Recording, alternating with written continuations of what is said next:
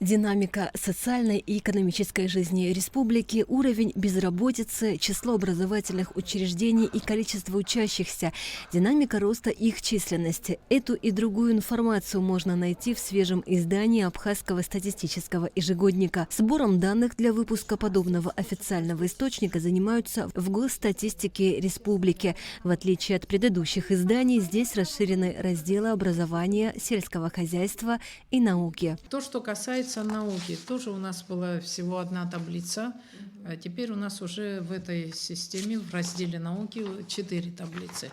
Мы добавили таблицу по организации, выполняющей исследования и разработки, по направлениям, тематике, численность персонала, занятого исследованиями и разработками, их у нас тоже не было, и численность исследователей в области науки. Вопросы, касаемые образования, мы уже расширили эту таблицу, и в системе образования у нас их уже несколько. Вместо одной таблицы теперь уже получилось 12 таблиц. Таким образом, в разделе «Социальная сфера» теперь можно найти данные, к примеру, о численности детей в дошкольных учебных учреждениях. Данные с 2018 по 2022 годы приведены по всем районам республики. Наибольшее количество детей зарегистрировано в столичных садах, их 2025. Наименьшее в Ачамчирском районе. Там зарегистрировано всего 113 деток. Но здесь стоит отметить, что речь идет лишь о государственных учреждениях, ведь негосударственный сектор не обязан предоставлять данные.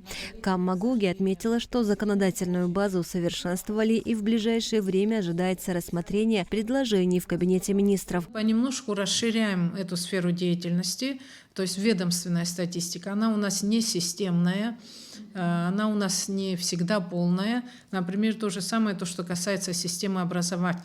Мы уже как-то получили определенные, так более масштабные показатели. Ну, например, то, что касается негосударственного сектора, у нас нет никаких показателей пока еще.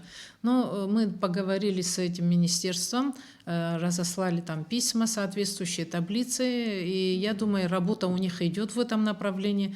Уже, наверное, в сборник следующего года, я думаю, попадут эти частные садики, школы. По словам руководителя Госстата, это позволит улучшить работу в разы и беспрепятственно получать корректные данные. Поправки в закон – не единственная забота Госстата. Необходимо совершенствоваться и сделать так, чтобы инициированная еще в прошлом году работа по заполнению хозяйственных книг была завершена. Ведь необходимо владеть полной информацией о ресурсах и состоянии сельского хозяйства. Также в планах внедрить новый раздел, отражающий полноценные данные в сфере экологии. У нас сельское хозяйство было представлено сегментарно, то есть данные управления хозяйств в районах, данные обследования домохозяйств. И позапрошлом году мы попробовали данные по хозяйственных книг включить, но никакой интеграции у нас не получилось. Мы решили, что более реально будет использовать данные учетные администрации по хозяйственных книг, поэтому у нас сейчас фактически основные показатели это из данных по хозяйственных книг, 110 администраций сельских в Абхазии и данные управления сельского хозяйства. Вопросы интегрирования и вот создания общих показателей – это пока вопросы ближайшего будущего. Наверное, нам нужно найти свою методику, разработать. У нас есть специфика. Согласно данным сводной таблицы уровня ВВП по секторам экономики, за последние 2 года представлены высокие показатели. Можно сказать, что эти данные неполные, ведь несовершенство закона о статистической деятельности связывает руки, и получить данные о финансовых оборотах в ЕП в Госстате не могут. Часто, конечно, возникают вопросы, почему такой резкий рост произошел, что случилось, не надуманы ли эти цифры. Эти цифры реальные, более того, это даже, наверное, и не полные цифры. Дело в том, что после 2018 года, вот с 2019 года в закон о статдеятельности внесены были изменения по поводу отчетности индивидуальных предпринимателей. По сей день у нас очень проблемно и тяжело проходит этот процесс.